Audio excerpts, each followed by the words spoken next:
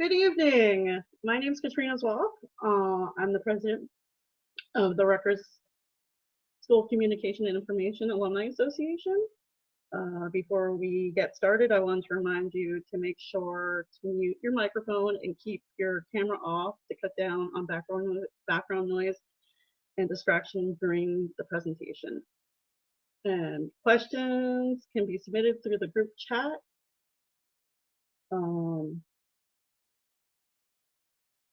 All right, thank you for joining us tonight for a conversation with our 2020 Distinguished Alumni Honoree, Journalism and Media Studies graduate, Jessica Durando.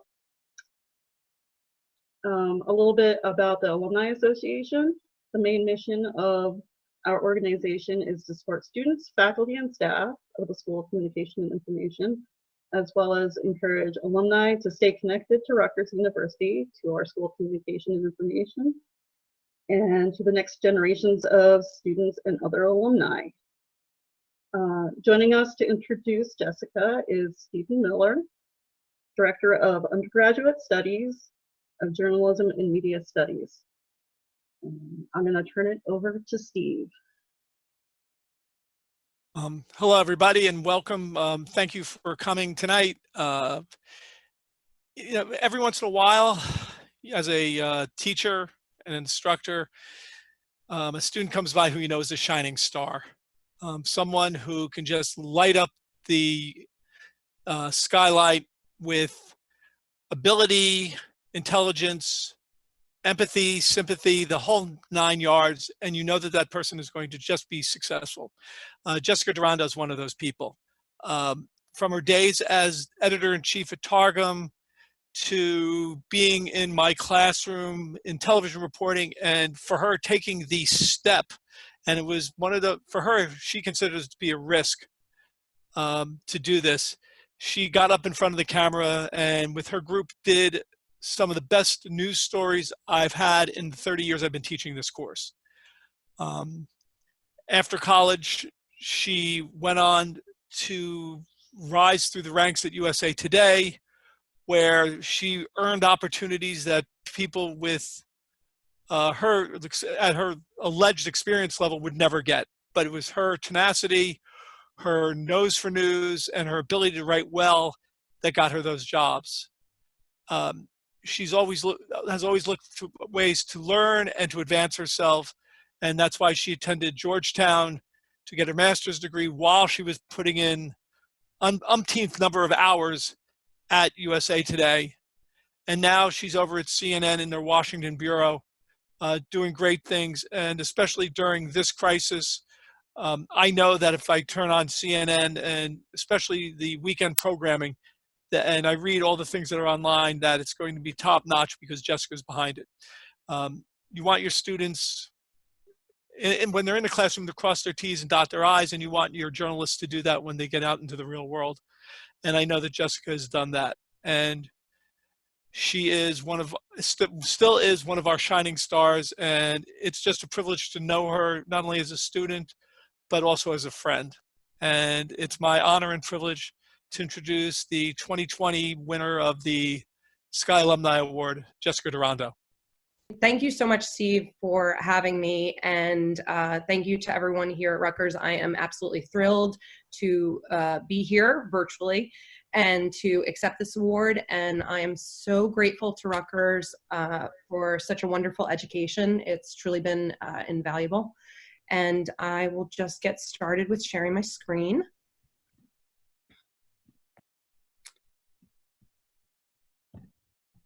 Oh, hang on a minute. Okay. All right. So we'll start it from the beginning. A lot of people ask me why I became a journalist. And when they do that, I actually think it's kind of funny because it wasn't some long-held desire from childhood. To be honest, when I came to Rutgers, I thought that I would pursue law. And I had always enjoyed writing in my free time, but because it was an important outlet to me. But the real thing that got me into journalism was getting this C on my first assignment. I was in Tom Davis's intro to journalism class, and I got this assignment back and it was all marked up with red. And I just thought, this journalism thing isn't going to be easy. And that got me excited because I don't get C's, I don't get B's. And as much as that grade really pissed me off, and that C still does piss me off at the age of 34, it was also very intriguing and humbling. And here was something I wasn't naturally good at, and I had to work for it, and I had to prove myself. And I very quickly realized that the only way to get better at this craft was like how you would learn a new language. You had to immerse yourself in it. And I had to be a journalist every day.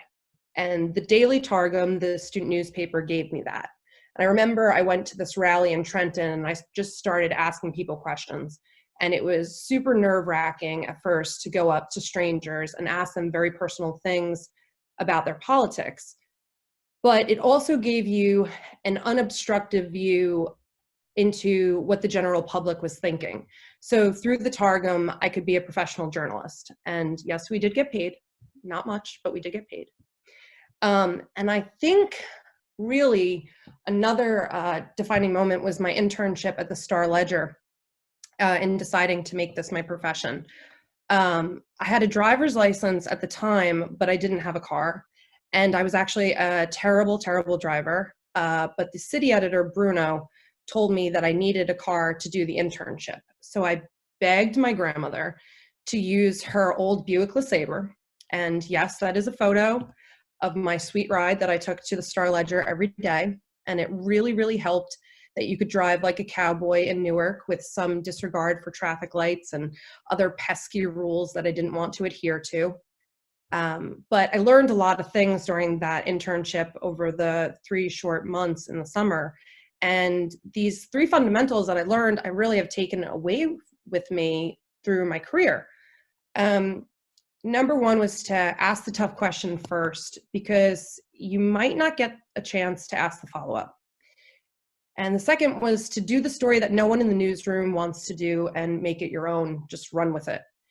And the third is short and simple and sweet, but it's actually the hardest to do. And that's just to be fearless, because in this industry, you really have to be fearless. So after that summer, I was ready to be the editor-in-chief of the Daily Targum because I felt prepared.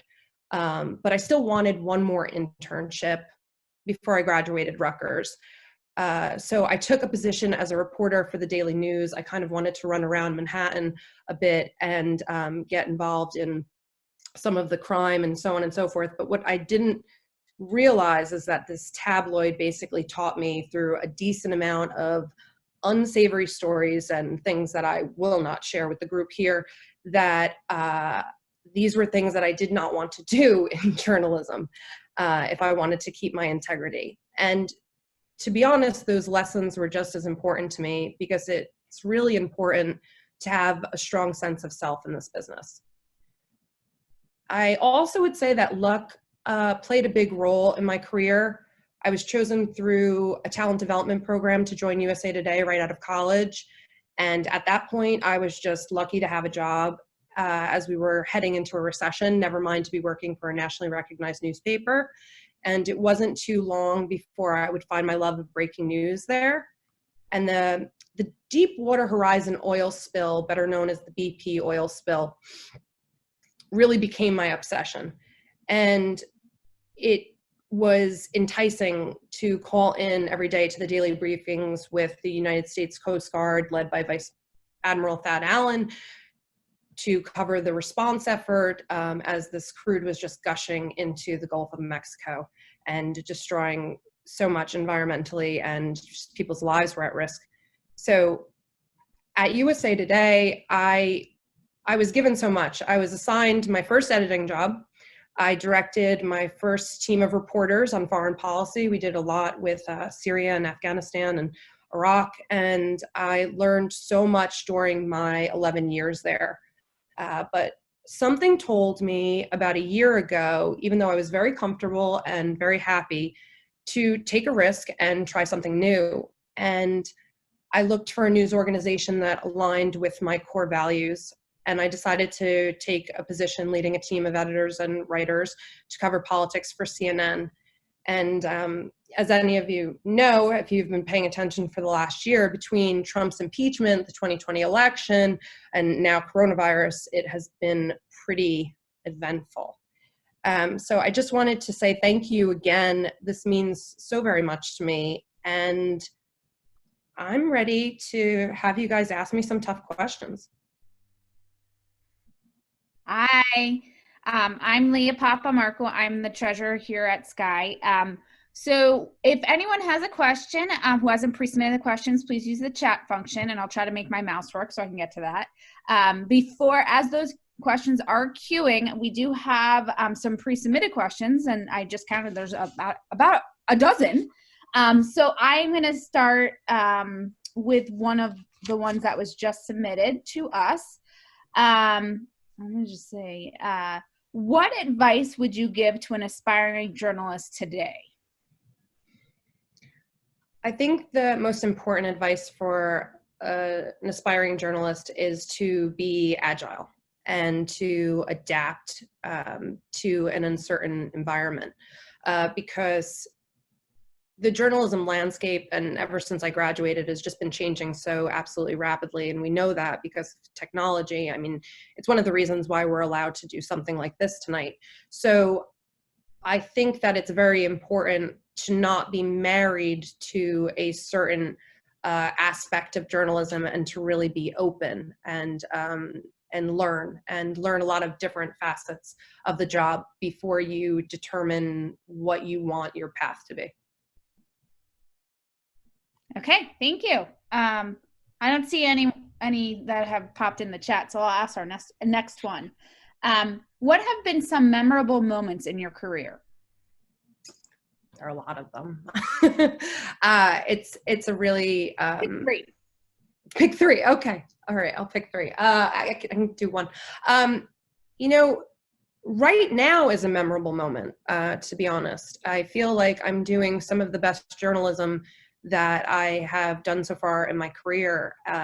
This coronavirus pandemic is touching so many lives, and I mean, it's across the entire globe, and it just feels like such a mission to make sure that you're getting information, and the right information, out to people, and not misinformation out to people about what is happening and how it's affecting their lives. And even through the kind of news you can use, resources of, you know, what do you do if you're unemployed? What do you do with small business? What do you do if you find yourself not doing well mental health wise during this? And I feel like this has just been such an opportunity to really appreciate the craft and appreciate the need for transparency and accuracy. I hope that answered it. Yes. So while you were sharing that answer, we did get a question in our chat. Our guest wants to know, what are your thoughts on journalists and media being referred to as fake news? Bring it. That's what I think about that. I think that if you are pissing people off, then you are doing your job. So I'm quite okay with criticism. I think that it keeps us honest. I think it keeps us humble. I think it keeps us sharp. And, the public and government and private sector should be able to criticize journalists just as journalists are able to do the same. All right, thanks. We do have a question. I'm going to call this one out. Steve Miller asks, you were required to take media ethics when you were in school. How have you been able to incorporate what you learned in that class into covering today's political world? It's been very important, especially at CNN, to not just be a stenographer and record especially what the administration says. Our fact check team has been doubled in size, And we are very, very particular about how we cover the news on a daily basis for that reason. I think that media ethics is just an integral part of the job on a daily basis. Really, you can't do this without that. And our stories have to be buttoned up. Our sources have to be buttoned up. I mean, everything really has to be very tight before we go live with anything. And you know, a lot of times that requires getting the lawyers involved and so on and so forth in order to do that. But we do that because it's important to give people an accurate depiction of what is happening in Washington. Okay, thank you. So I'm going to go to one of the other questions that someone submitted. The current pandemic has been a death knell for many traditional print publishers across the nation, as already declining in money has dried up. As a former USA Today Gannett editor, what do you think the future of local news is? Well, I think that local news will continue to exist in different forms. I think that we've seen, just as, you know, Gannett has quite a monopoly right now on local news. And I think that as we have different publishers or different mechanisms of publishing, I mean, even going on to medium.com and sharing things, or social media and using Twitter and using Facebook and using Instagram and using YouTube, I think that people care about local news. I just think that it's being given to folks on different platforms. And I think that that's just the, you know, normal trajectory of change in any industry. Yes, it's been really rapid and kind of can be scary, but local news, people care about what's going on around them. I know even myself, I live in Tyson's Corner, Virginia, and I get the Tyson's Reporter newsletter every day, and I love it. And it is just maybe like 6 or 7 stories on figuring out, you know, what's open, what's closed, what construction's going on, so on and so forth. But I think one of the main values of local news is that it really keeps politicians at the local level and other elected officials honest. So it's extremely important. Well, that's a good segue into our next question. I am concerned that this is another question. I am concerned that politicians increasingly try to intimidate journalists when they ask tough questions. How do you ask a tough question and actually get the politician to answer it? You ask the question. You try to ask the question in a very direct way, and I mean, a lot of times, especially with you know, I have a master's in public relations, and my public relations side of the brain would say that politician is never going to answer that question if they have a good communications team. So, you know, you ask the question and you hope to elicit some sort of response, but really what is the most important is that you are developing sources that can kind of corroborate different things, and that you're getting that information in order to ask better, more informed questions. And yeah. Okay. All right. I have another question for you from our chat. In your opinion, should the coronavirus be off limits during the 2020 election debates? No, I don't think that at all. I think that it should be the exact opposite. I think it's really important for, I mean, Joe Biden's the presumptive nominee right now. And, you know, as far as the debates, it will be against Trump. And I think that the both of them really should be talking about what's happening in real time, and the response effort from the federal government and what they've been up against, good and bad, and what Mr. Biden has to bring to the table. I mean, it's also really easy to not be in the hot seat. You know, it's really easy to be a candidate that says they would do a lot of different things in order to stem some of these problems. So I want to know what Joe Biden wants to do moving forward, because I think that after this, I think our world's going to just look very different.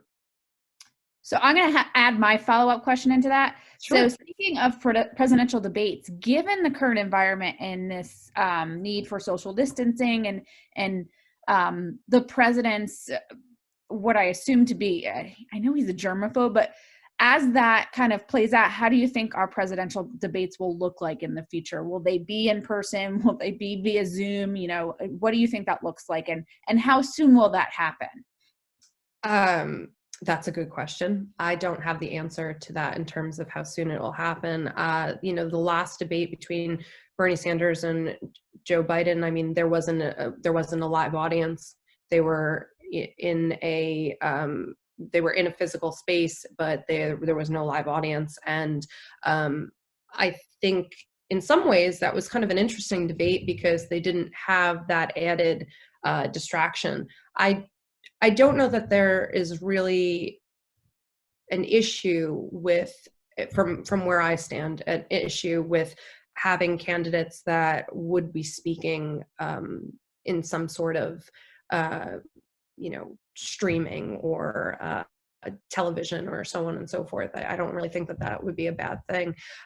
It in some ways will affect the candidates. You know, what we saw a lot with Hillary Clinton and during the Trump and Hillary Clinton debates was his body language and his movements and how they kind of danced around the stage a bit.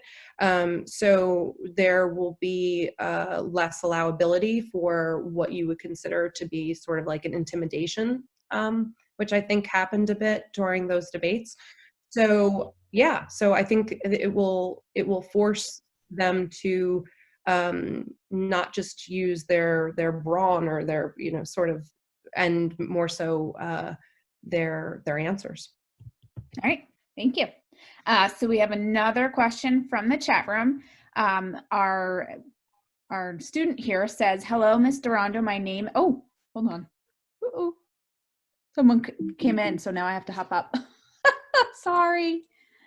Hello, Ms. Durando. My name is Daniel H. I'm a journalism student and a former Targum reporter. I don't know. Hold on.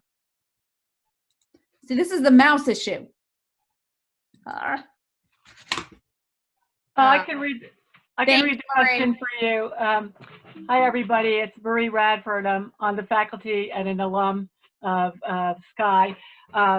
Hi, Ms. Durando. My name is Daniel H., and I'm a journalism student and former Targum reporter. You said it's important to stay agile and learn a few different skills to be a reporter. What specific skills do you think are most important? Coding, photography, etc. That's a good question. And thank you for being a former Targum reporter. So, you know, it depends on where your interests lie. But I think that the skills of tight writing and go through any medium, whether it be broadcast or print or digital or on social media, I think that basically being a great storyteller transcends all platforms. If you're into photography, I would say enjoy photography. But I would say it's important to also understand how to, you know, operate video and be able to edit stories. And now there's so much software out there. It's, you know, you edit them on your iPhone. So that's kind of what I was talking about with like being able to be sort of a one-man band if you needed to be. How would you be able to report the story on your own? Report, produce, edit, and send out the story on your own. Thank you. So we have another question here from the chat. Some media has been pushed into a report both sides model to demonstrate a lack of bias. As we know, sometimes one side is responsible for disinformation. What can journalists and media do to combat the perception of bias in an environment of disinformation? I think it's really hard. I think that's definitely really hard. I think people are very concerned about the sharing of disinformation. I think that it's really easy to do so. I mean, we're right now holding Mark Zuckerberg's feet to the fire about what's happened with in the past with Facebook and Russia and other countries and so on. So yeah, it's a really hard thing to do. But I think that if you have a reputable news organization and if you are a reputable journalist, I think that that's how you combat those perception issues. And the reality of the situation is that certain people get their news from certain sources. A lot of them are aligned to their political beliefs or different reasons why. There are people who decide to tune into NPR because they're driving in the car so often, or they're in Sirius XM radio because they want something that's a little bit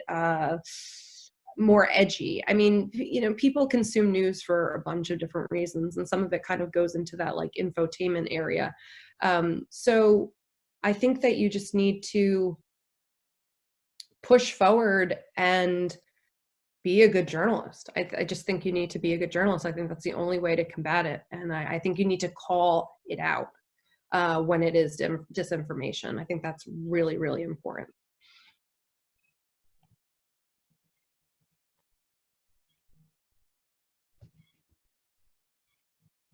Okay. So we have another question for the chat, and it says, how has coronavirus changed your work? Oh, a lot.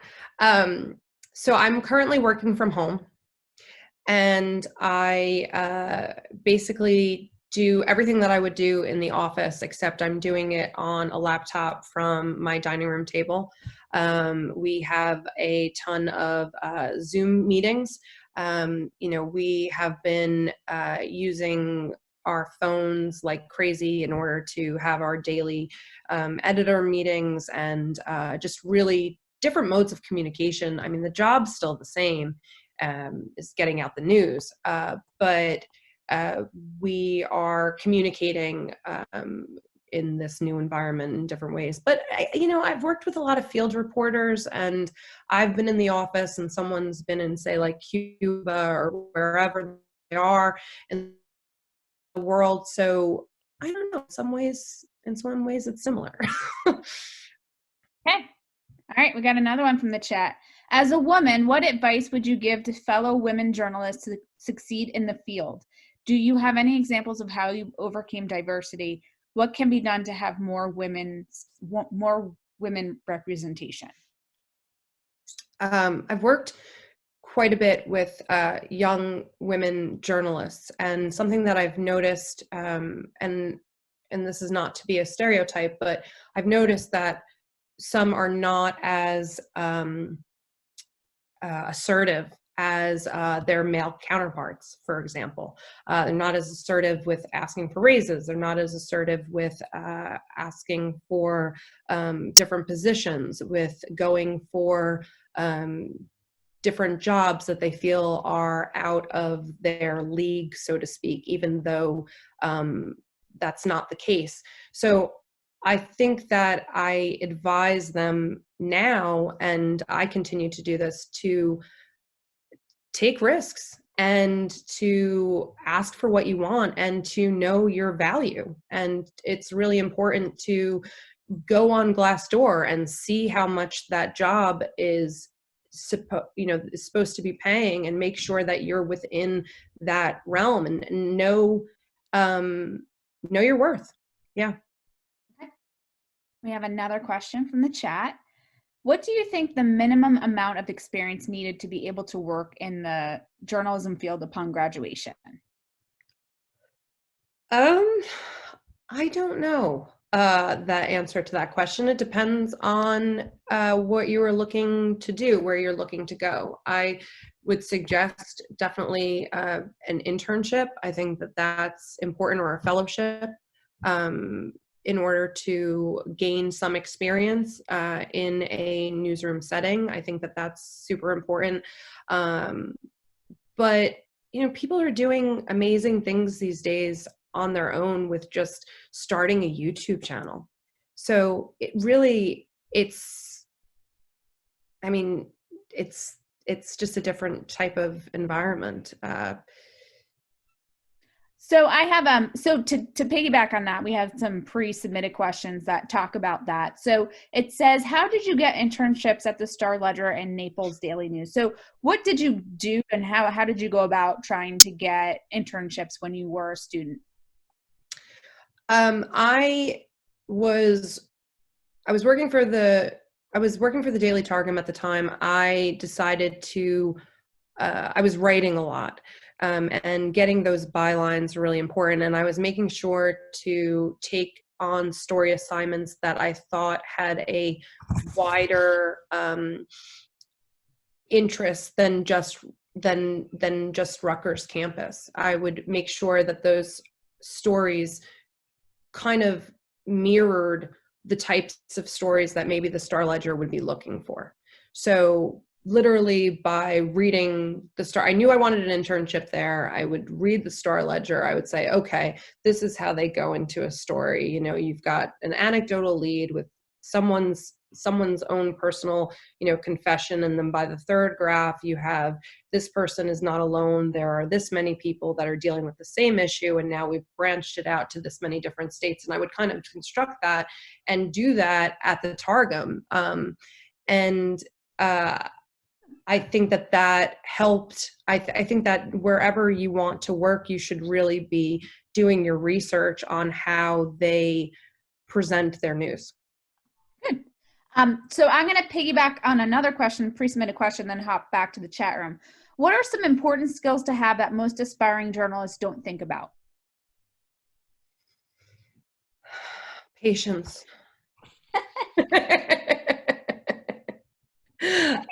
It's a job.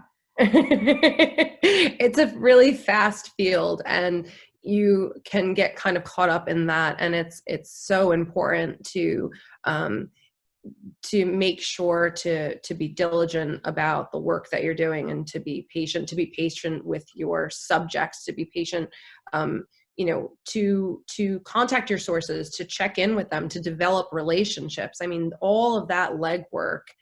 Jimmy Breslin kind of said that, like, journalism was all about climbing up and down tenement building stairs and knocking on doors. And it still is in a way, because you really have to get people to trust you quickly and get to know you and share with them. So it's important to be patient and empathetic. All right, thank you. So we have another question in the chat room. News moves so fast, I'm sure you're always focused on the next story. But years from now, your work will be a record of this time. Speaking as a librarian, I'd like to ask, what do you think about the importance of archiving your work, and if and how archives of journalist content should be shared with the public? That is a great question. That is a really good question.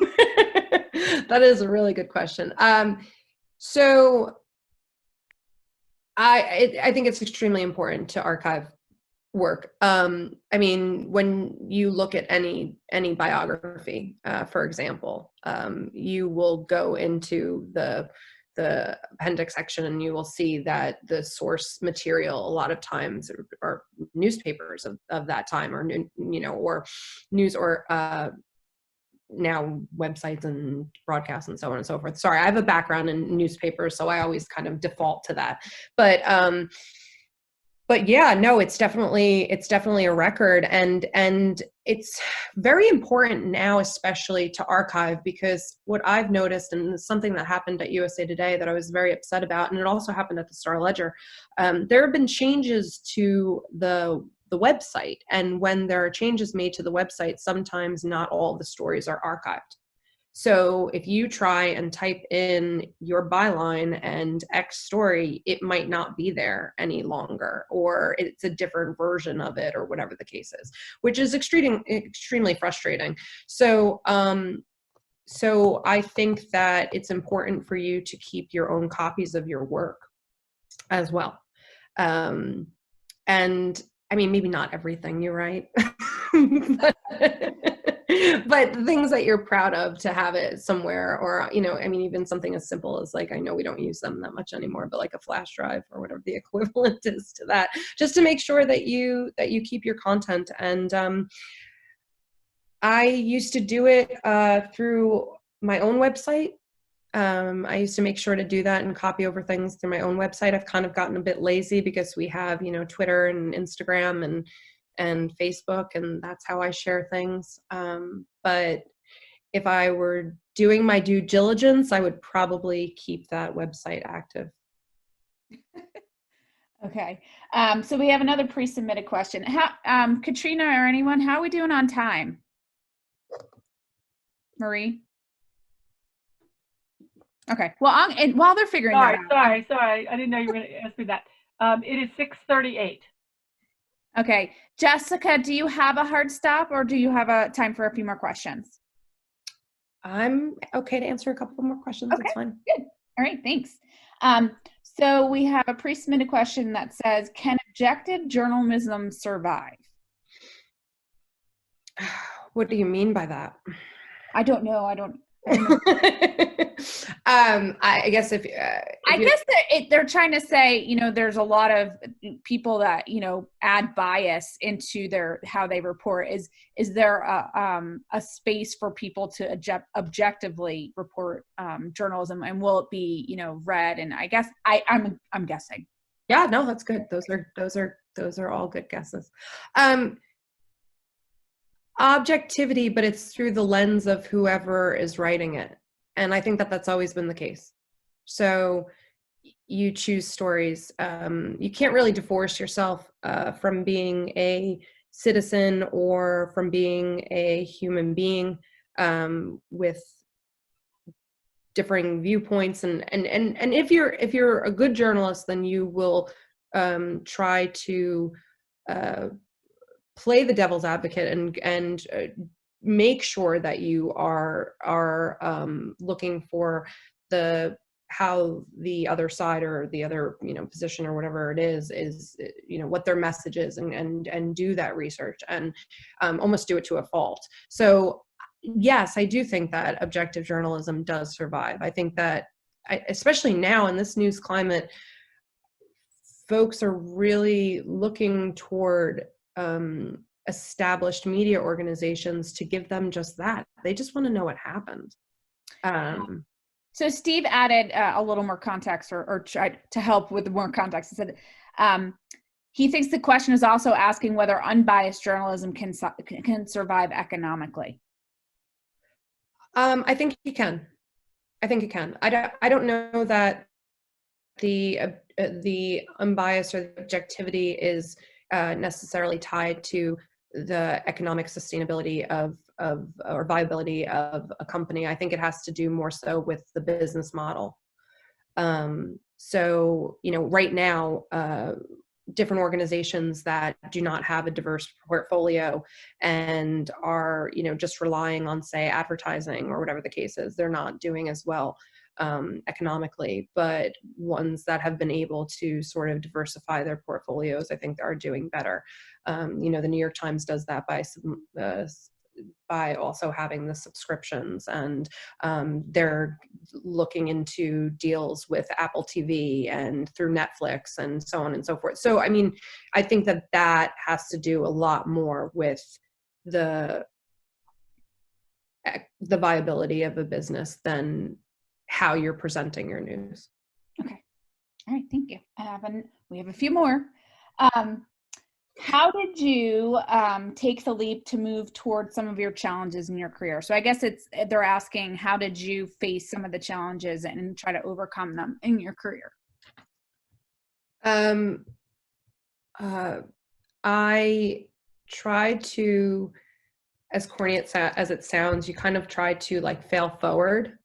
So there are a lot of times where I did things in my career that I didn't necessarily think were going to be successful, but I wanted to do them for a certain reason. You know, when I went into journalism, you know, a lot of people asked me, I mean, it was right before the recession, and it was at a time where newspapers were just like slashing their staffs, and it was really not a good time to go into it. I mean, the Star Ledger at that time was like a shell. That's where I wanted to be right after graduation, was at this.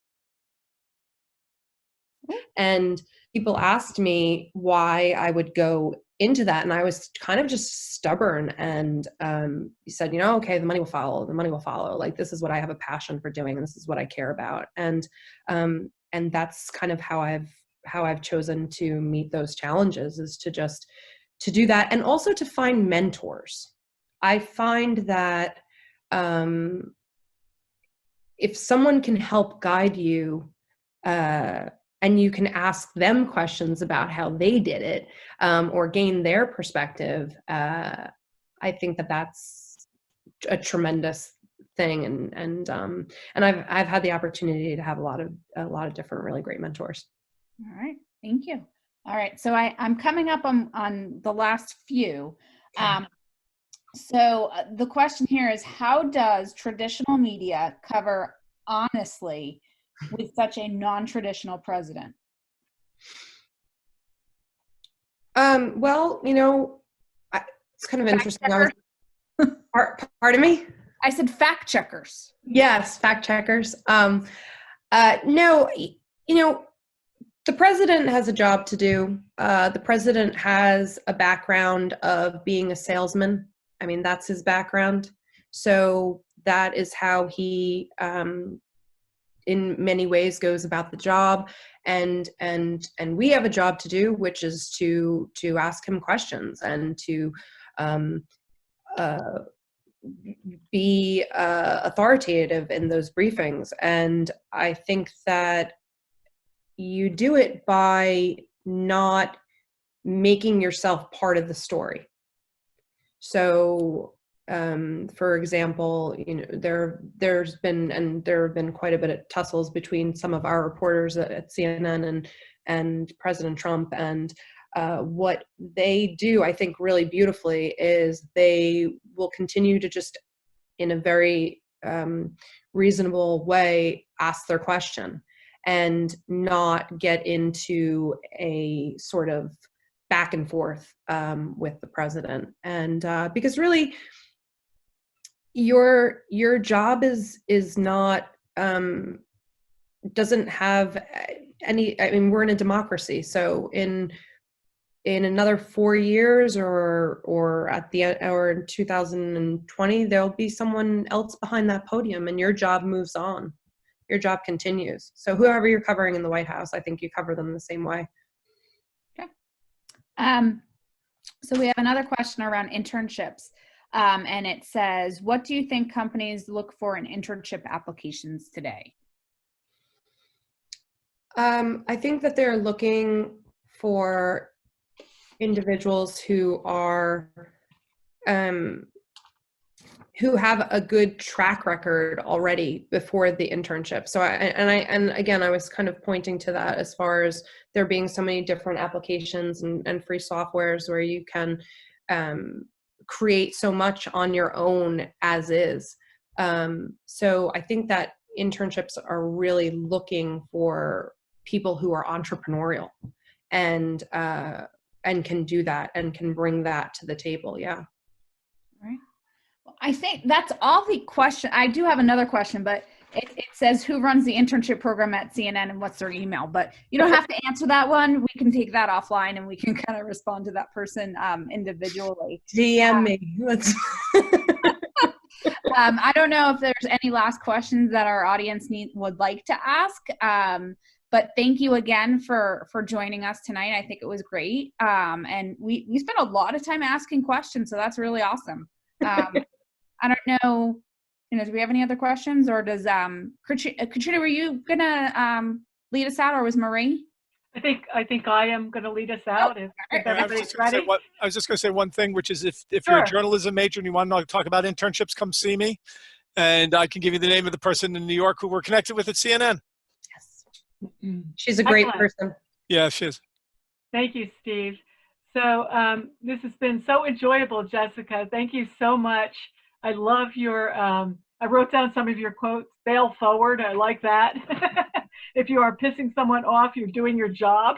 I have a habit of doing that, so I guess I'm doing a good job also. We're just so delighted. We're so delighted to have chosen you for our Distinguished Alumni Award this year.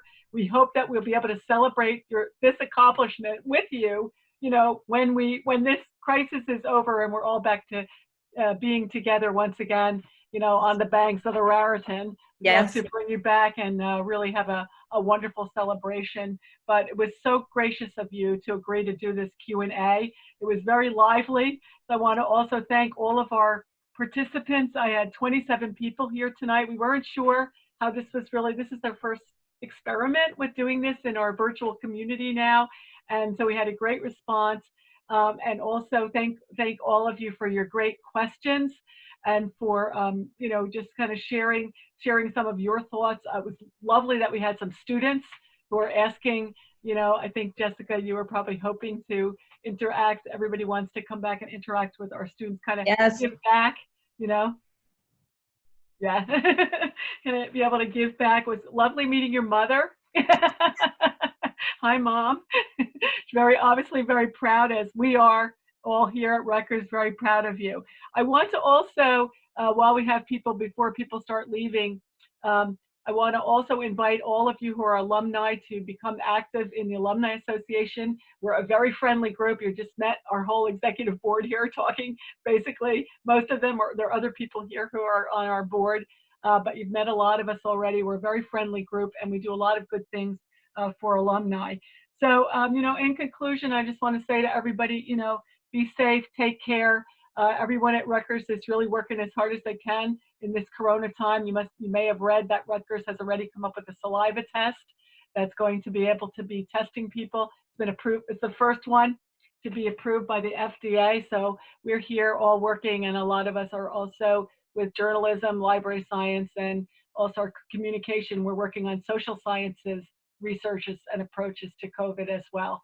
So everyone, take care, be safe, stay home, and stay well.